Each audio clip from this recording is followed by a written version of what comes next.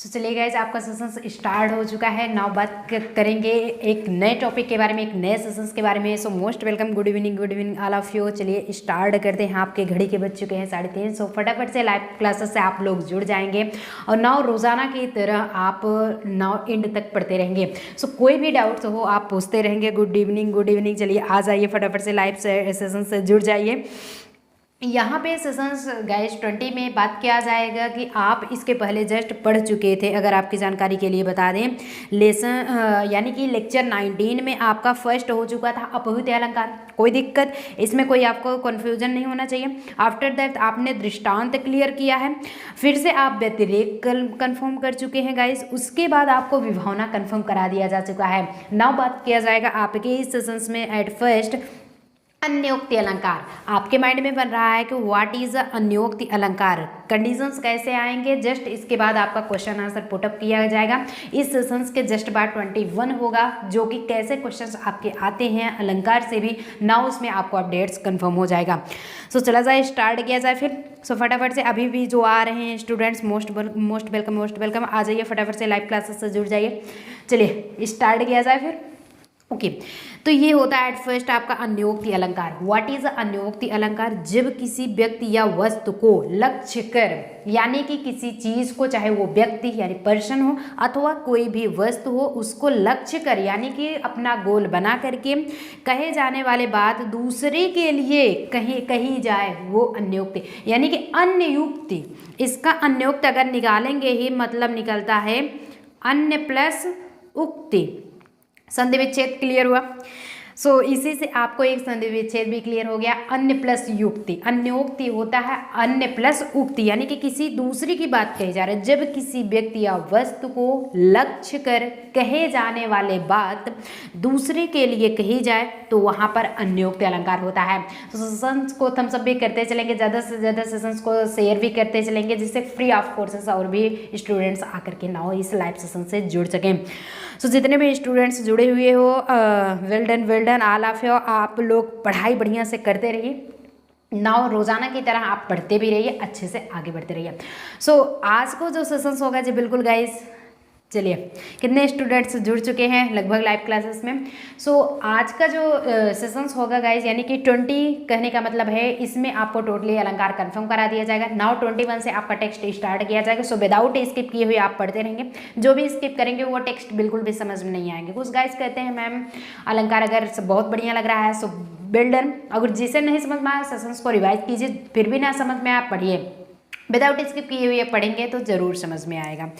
अब यहीं पे होता है कि नहीं पराग नहीं मधुर मधु नहीं विकास यही काल, अली कली ही स्यों बध्यों। इस ये होगा आपका स्यों बध्यों आगे कौन हाय। इसका मतलब है कि यहाँ पे कंडीशंस आपको किसी अदर के लिए युक्ति बना रही है कि किसी व्यक्ति या फिर वस्तु को लक्ष्य कर कही जाने वाली बात वो दूसरी के लिए अगर कहा जा रहा है तो वहाँ पर अन्योक्ति अलंकार होता है। नहीं पराग नहीं मधुर मधु, यानी कि ना तो पराग ही है और ना तो मधु ही है।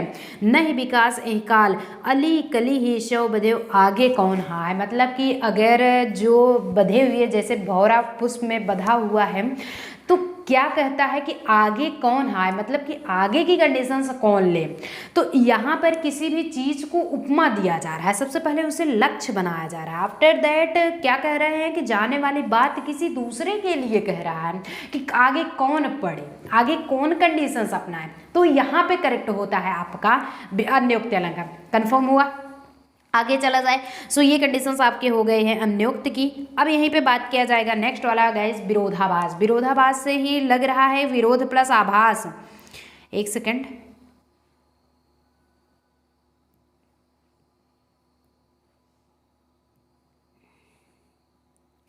चलिए विरोधाभास से आपको क्या लग रहा है गाइस? विरोधाभास होता है कि मतलब विरोध प्लस आभास। इसमें अगर गाइस देखें कि विरोध प्लस आभास, ये संधि विच्छेद होगा आभास।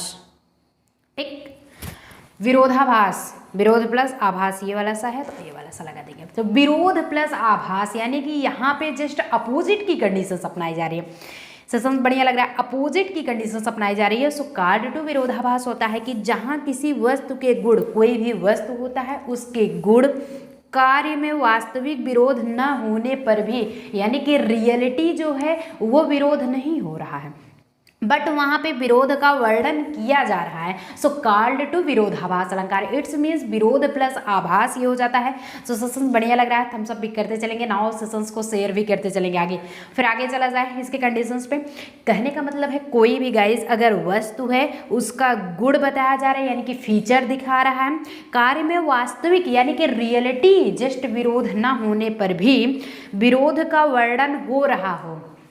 कैसे है कि या अनुरागी चित्त की गति समझे नहीं कोई, जो जो बूढ़े श्याम रंग त्यों त्यों उज्जवल हो। इसके कंडीशंस पता हो रहे हैं। मतलब क्या है कि यहाँ पे विरोध न होते हुए भी विरोध का कंडीशंस दिखाया जा रहा है कि या अनुरागी चित्र की, अगर भगवान के प्रति जिसकी श्रद्धा है तो उसमें ये कोई उसकी गति नहीं समझ पाता है, यानी कि विरोध दिखा रहा है, कोई रियलिटी नहीं समझता है कि नहीं भगवान के प्रति श्रद्धा है, कोई वास्तविकता नहीं होती, अवास्तविक रूप से हमेशा भगवान उनकी मदद करते हैं कि जो जो बूढ़े श्याम रंग, जितना आप भगवान की भक्ति में श्रद्धा में डूबते जाएंगे त्यों त्यों उज्जवल हो, उतना ही आप प्रकाशमय होते चले जाएंगे।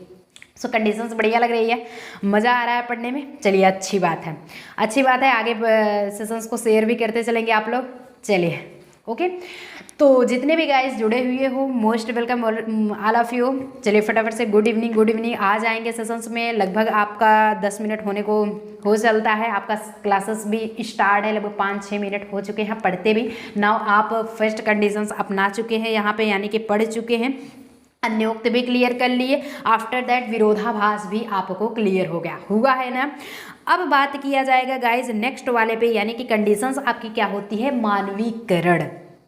मानवीकरण से ही आपको लग रहा है कि यहाँ पे मानव क्या होगा, मानवीकरण।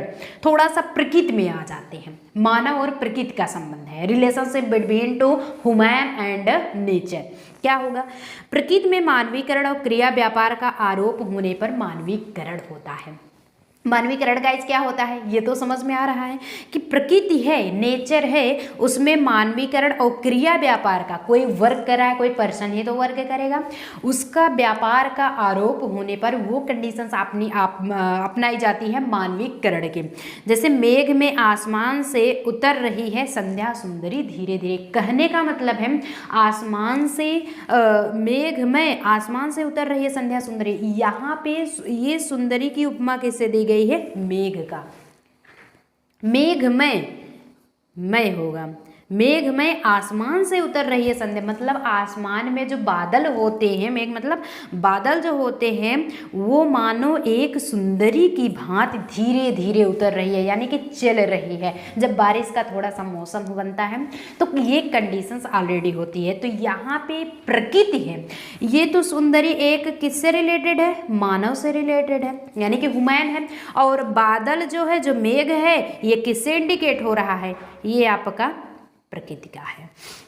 सो यहाँ पे प्रकृति और मानवीकरण यानी दोनों की क्रिया व्यापार का वर्णन किया जा रहा है। So it's called two conditions of मानवीकरण। कंडीशन समझ में आए। सो यहाँ पे आप पढ़ चुके हैं 3 पॉइंट्स को देख लें। अगर अन्योक्ति अलंकार हो चुका, आफ्टर दैट आपका विरोधाभास भी क्लियर हो चुका है। नाउ बात करें अगर थर्ड स्टेप का, सो मानवीकरण भी क्लियर कर लिए। नाउ इसके बाद गाइस क्या आता है, अतिशयोक्ति अलंकार। पढ़ने से ही मतलब निकल रहा है अतिशयोक्ति अलंकार। इसका मतलब होता है कि बहुत ज़्यादा प्रशंसा किया जाए, कोई भी कंडीशंस हो वहाँ पे बहुत ज़्यादा आप प्रशंसा कर रहे हैं, मतलब उसका लोक मर्यादा का भी अतिक्रमण हो जाए, मतलब पार हो जाए, अनलिमिटेड प्रशंसा, अप्लाउजेस, अनलिमिटेड अप्लाउज कि है क्या कि जहाँ किसी वस्तु की इतनी ज़्यादा प्रशंसा की जाए वहाँ लोक मर्यादा का अतिक्रमण हो जाए। अतिक्रमण क्या है, अनलिमिटेड। कंडीशंस कंफर्म हुआ।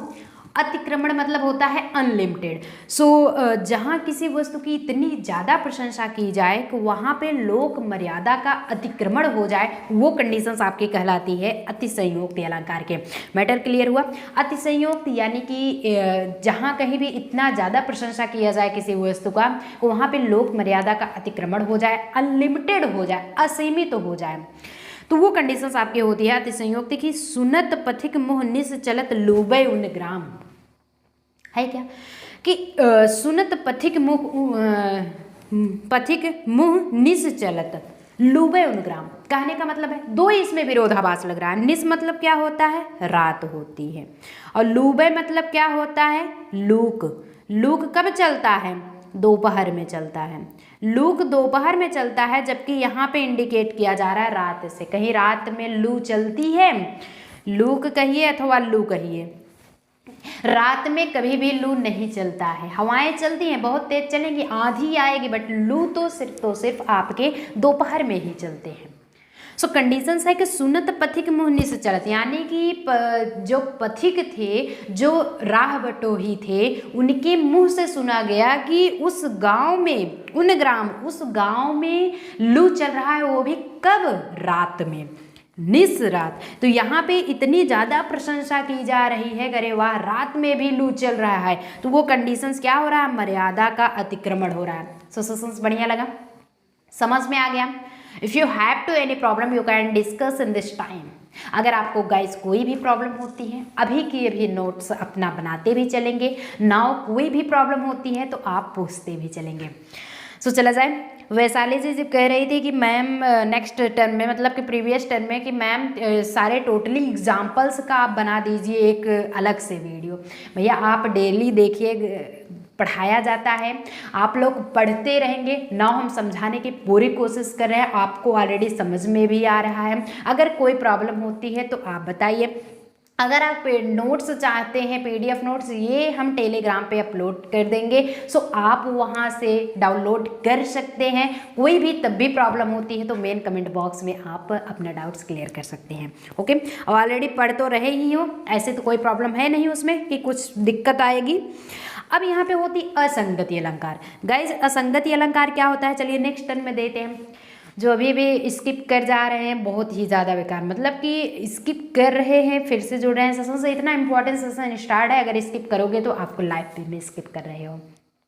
अगर आपको डिफिनीशन ही नहीं पता होगा तो कोई एग्जाम्पल आ जाता है, मान लीजिए कि यही एग्जाम्पल इसमें पूछ लिया जाए कौन सा अलंकार है, तो क्या करेंगे, ऑप्शंस में यही दे दे, वन लाइन ही दे दे, लेकिन इससे आपका क्या भाव है, तो क्या भाव को समझेंगे। अलंकार जब तक नहीं बेसिक डिफिनीशन ही आप जानेंगे तब तक बिल्कुल नहीं कंडीशन कर सकते। असंगति होता है, संगति मतलब कि है उसी उन्हीं की पार्टी में है, असंगत मतलब कि विरोधी पक्ष है। होगा क्या, जहाँ कारण कहीं और हो, जहाँ कारण कहीं और हो, मतलब कि रीजन जो है आपका, रीजन वन प्लेस पे है और कार्य कहीं और हो रहा है, और वर्क जो है नेक्स्ट प्लेस पे हो रहा है, दूसरी जगह। कारण कहीं और हो और वर्क कहीं और हो रहा है, वो असंगति। भाई असंगति होगा ही होगा, विरोधी हो रहे हैं तो एक दूसरे के विरोधी ही तो होंगे, असंगति मतलब विरोधी ही होता है। समझ पा रहे हो। मेरे जीवन की उलझन बिखरी, यहाँ पे बी बना लेंगे, बिखरी यानी कि वी वह है, बिखरी थी उनके अलके, पीली थी किसने मदिरा, बंद हमारी पलके थे। कहने का मतलब है यहाँ पे ये भाव निकल रहा है कि मेरे जीवन की उलझन बिखरी थी उनके अलके, मेरे जो जीवन का जो कष्ट था उनके अलके, मानो उन्हें ऐसा लग रहा है कि उन्हें कष्ट है। पीली थी किसने मदिरा, आखिर मदिरा का पान किसने किया था, और बंद हमारी पलके हुई थी। तो वर्क तो कहीं और हो रहा है, रीजन कहीं और दिख रहा है, लेकिन उसका जो परिणाम, जो रिजल्ट, जो वर्क हो रहा है वो अदर प्लेस पे हो रहा है। कि पीली थी किसने मदिरा, पता नहीं, अननोन पर्सन है, लेकिन बंद हमारे पलके थे। पलके किसकी बंद थी, हमारी जस्ट बंद थी। तो यहाँ पे जस्ट विरोधाभास की कंडीशंस हो रहा है, यानी कि असंगत की। विरोधाभास भी अगर होता, आप यहीं पे अगर देखें गाइज, ये जो विरोधाभास आप लोग पढ़े थे, ये कि यहाँ पे क्या हो रहा है, किसी भी वस्तु की तुलना किसी अदर से की जा रही है, साथ साथ विरोध न होने पर भी विरोध की कंडीशन दिखा रही है, वो विरोधाभास होता है गाइज। लेकिन यहाँ पे जो ये होता है असंगति, असंगत की क्या होती है कि जस्ट उसका अपोजिट, वर्क कहीं और हो रहा है, रिजल्ट उसका फाइनेंशियल और कहीं हो रहा है। सो सेशन बढ़िया लग रहा है। अब चलिए बात करेंगे अर्थांतरन्यास अलंकार के। सो अर्थांतरन्यास अलंकार आखिर होता क्या है, नाउ इस पे बात किया जाएगा। है क्या? आप देख सकते हैं टोटली कि जहां सामान्य कथन के द्वारा विशेष कथन का अथवा विशेष कथन के द्वारा सामान्य कथन का समर्थन किया जाए, यानी कि समर्थन किया जाए, वहां पे अर्थांतरन्यास अलंकार होता है। और यहाँ पे सामान्य कथन और विशेष कथन है क्या चीज? सामान्य कथन यानी कि जनरल फैक्ट्स, चाहे फैक्ट्स कहिए या फिर स्टेटमेंट्स कहिए, समझ पा रहे हो? जनरल स्टेटमेंट और जो विशेष होता है वो स्पेशली होता है, स्पेसिफिक स्टेटमेंट, समझ पाए आप? तो जनरल रूल्स के द्वारा विशेष कथन का यानी कि स्पेसिफिक स्टेटमेंट का और स्पेसिफिक स्टेटमेंट के द्वारा जनरल रूल्स का, तो आपस में दोनों का बन रहा है, तभी तो एक दूसरे की बात मान रहे हैं, नहीं तो अगर विरोधी पक्ष होता तो मानते नहीं एक दूसरे की बात। वहां पे अर्थांतरन्यास, अर्थांतरन्यास का मतलब गाइज क्या होता है? अर्थ का अंतर अन्यास हो रहा है। कंडीशन ये है गाइज कि मतलब अर्थ जो है उसका जस्ट अंतर हो, दोनों में इधर उधर जिगजैग की कंडीशंस हो रही है। जितने भी जनरल रूल्स हैं वो किसका कहा मान रहे हैं? स्पेसिफिक का, और स्पेसिफिक जो है वो आपका जनरल रूल्स के अकॉर्डिंग चल रहा है। सो यहाँ पे अर्थ का अंतर्न्यास हो रहा है, जस्ट उसका जिगजैगिंग हो रहा है, मतलब कि अंतर दोनों में हो रहा है क्या? कि संतुष्ट तुम मुझे देख रही हो तन में, सुख धन धरती में नहीं किंतु निज मन में। यहाँ पे देखेंगे कि मतलब है कि यहाँ पे स्पेसिफिक भी बताया जा रहा है और जनरल रूल्स दोनों में कैसे लगेंगे कि तुम देख रहे हो तन में, मतलब शरीर से तो देख रहे हो कि हाँ संतुष्ट हैं, एकदम अच्छे हैं, एकदम कहते नहीं कले भले हैं, एकदम बढ़िया, एकदम सब कुछ बढ़िया। सुख धन धरती में नहीं किंतु निज मन में, यानी कि अगर सुख धन धरती में, यहाँ पे आप वर्क कर रहे हो इतना, मतलब डिस्टर्ब हो थोड़ा सा पढ़ाई करने में, लेकिन ध्यान नहीं दे रहे हो, लेकिन वहीं पे निज मन में अगर आपका वर्क बन जाता है तो वहीं पे मन में खुशी होती है। तो मतलब स्ट्रक्चर, बॉडी स्ट्रक्चर तो आपका सेम रहेगा, उसमें चेंजेस नहीं होंगे, लेकिन आपका माइंडेड जो है, जो इंटरनली पावर है वो देखोगे कि संतुष्ट तुम मुझे देख रही हो तन में, शरीर में तो संतुष्टि देख रही हो, सुख धन धरती में नहीं, यहाँ पे नहीं है, लेकिन निज मन में जरूर संतुष्ट हैं। ये कंडीशंस होती है सामान्य कथन का विशेष कथन के द्वारा स्पेशली बताया जाता है, और विशेष कथन का यहाँ पे सामान्य कथन के द्वारा। सो सेंस बढ़िया लग रहा है। यहीं पे अर्थ का क्या हो रहा है? अंतर हो रहा है, दोनों में अलग अलग हो रहा है। अब यहीं पे आता है विशेषण। कंडीशंस आपका चाहे विशेषण पूछे या फिर विपर्यय पूछे, आप दोनों का दोनों एक ही बताएंगे, दोनों मैटर एक ही समझेंगे। चाहे आप विपर्यय कहिए या फिर विशेषण कहिए, आपका बात एक ही होगा। कि इसमें विशेषण को वास्तविक स्थान से हटाकर, अब विशेषण होता क्या चीज़ है जरा ये बता देंगे। विशेषण क्यों जी? विशेषण जानते हैं आप लोग? विशेषण मतलब होता है किसी भी चीज़ की विशेषता जो बताई जाती है वही विशेषण होता है। जैसे राम एक अच्छा लड़का है, तो राम एक लड़का है कैसा? अच्छा। अच्छा यहाँ पे विशेषण होगा, किसकी विशेषता बता रहा है? राम की। ससंस बढ़िया लग रहा है? ओके, थम्सअप भी करते चलो यार, इतना मैं तब भी नहीं बनो, बार बार कहा जाता है ससंस को, थम्सअप भी करते चलेंगे। नाउ ससंस को शेयर भी करते चलेंगे, अपनी इस फैमिली से जुड़े, अपनी इस फैमिली को सब्सक्राइब भी कर लेंगे, जिससे कि रोजाना न्यू अपडेट्स मिल जाता है। बहरहाल हिंदी का सेशंस आपका 3:30 बजे PM पे स्टार्ट, यानी कि 3:30 पे स्टार्ट कर दिया जाता है। सो गाइस चलिए देखते हैं विशेषण क्या है। इसमें विशेषण को वास्तविक स्थान से हटाकर, यानी कि रियलिटी प्लेस पे जहाँ पे होना चाहिए वहाँ से हटा करके अन्य स्थान पर प्रयुक्त किया, किसी अदर प्लेस पे उसे रख दिया जाता है, वहाँ पर भी विशेषण है भाई, होता ही है। अगर यहीं पे गाइस लिखें कि राम एक अच्छा लड़का है, ये तो विशेषण बता रहा है, राम की विशेषता अच्छा, ये क्या है? विशेषण हुआ। अब यहाँ पे अच्छा तो विशेषण है, कहीं भी इसे ले जा करके हम नेक्स्ट टर्म में भी, यानी कि अलग प्लेस पे भी रख सकते हैं। नाउ वो कंडीशंस विशेषण की ही बताएगा। राधिका पढ़ने में अच्छी लड़की है, तो कौन अच्छा है? राधिका। भी तो राम था बट यहाँ पे राधिका, लेकिन अच्छा ही नहीं, कुछ भी आप विशेषण किसी के, वह बहुत लंबा लड़का है, राम बहुत लंबा लड़का है, तो उसकी विशेषता क्या है? लंबा है। तो विशेषण कंडीशंस हो जाएगा। तो इसमें विशेषण को वास्तविक स्थान से हटाकर अन्य स्थान पे रख दिया जाता है यानी प्रयुक्त कर दिया जाता है, वो कंडीशंस आपकी गाइज होती है विशेषण यानी कि विपर्य की। जैसे छुटती चिंगारियां, उत्तेजना, उद्भ्रांत, धधकती ज्वाला, मधुतक्ष, विकल, अशांत है क्या चीज। इसमें गाइस समझ रहे हो कि छुटती चिंगारियां, उत्तेजना, उद्भ्रांति यानी कि अगर जब जो है ज्वाला उठती है तो उसमें क्या होता, उत्तेजना होती है, बहुत ज़्यादा तेज ललक होती है। धधकती ज्वाला मानो ऐसा लगता है कि वो धधकते हुए जल रही है। मधुतक्ष, विकल, अशांत, और इतना एक बार तो लौ ऊपर जाती है लेकिन जब वो धधकते धधकते धीरे से मतलब क्या हो जाती है, now numbering step by step वो धीरे धीरे क्या होती है, अशांत होती चली जाती है। तो यहाँ पे क्या है कि एक बार तो चिंगारियां छूट रही हैं, उत्तेजना क्या है, इसकी विशेषता है, लेकिन यही विशेषता ले जा करके इसे क्या, इसी वास्तविक स्थान को ले जा करके अन्य स्थान पे जब प्रयुक्त किया जाएगा कि धधकती ज्वाला मधुतक्ष, विकल, अशांत, वो क्या है, बड़ी अशांत, बड़ी अशांत है। क्या है कि मतलब कि शांत होता है कि एकदम सीधी सादी शांत स्वभाव की, लेकिन अशांत है कि हमेशा वो जल रही है, धधक रही है, उसमें क्या है, उत्तेजना है, तो उसको अलग प्लेस पे प्रयुक्त किया जा रहा है, अशांत भी बताया जा रहा है और साथ ही साथ उत्तेजना भी इंडिकेट कर रहा है। सो यहाँ पे विशेषण अलंकार होता है। सो गाइज इसी के साथ अब चलते हैं नेक्स्ट सेशंस में, फिर से नेक्स्ट डे आपको 10 पढ़ाया जाएगा, ऐसे इंटरेस्टिंग वीडियो फिर से लेकर के आएंगे। सो आज अलंकार क्लियर हो गया गाइज। अगर आपकी जानकारी के लिए बता दिया जाए तो रस और समास फिर से आपका अलंकार टोटली आज मैटर क्लियर करा दिया गया, उसमें कोई डाउट्स नहीं होना चाहिए क्योंकि आप रस भी कंडीशंस क्लियर कर चुके हैं, अलंकार पढ़ चुके हैं, नाउ समास भी पढ़ चुके हैं। आज तो भैया कंडीशंस आपके अलंकार की खत्म हुई। कल से आपका सेशंस गाइज बताया जाएगा, क्वेश्चन आंसर सॉल्व होंगे और कैसे ना क्वेश्चंस आते हैं सभी से रिलेटेड क्वेश्चंस होंगे। सो बाय, मिलते हैं नेक्स्ट सेशंस में। चला जाए फिर, ओके। सो बाय, मिलते हैं नेक्स्ट सेशन में, ऐसे इंटरेस्टिंग वीडियो लेकर के फिर आएंगे। नेक्स्ट टर्म में आप अगला पढ़ेंगे, कोई भी डाउट्स हो तो आप पूछेंगे। होमवर्क सिर्फ आपके लिए यही स्पेशली गाइस होगा कि जितना भी पढ़ाया जा रहा है वो नाउ लर्न कर लीजिए, टोटली अपना PDF जो है वो माइंड में सेट कर लीजिए, कंफर्म करने की कोशिश कीजिए।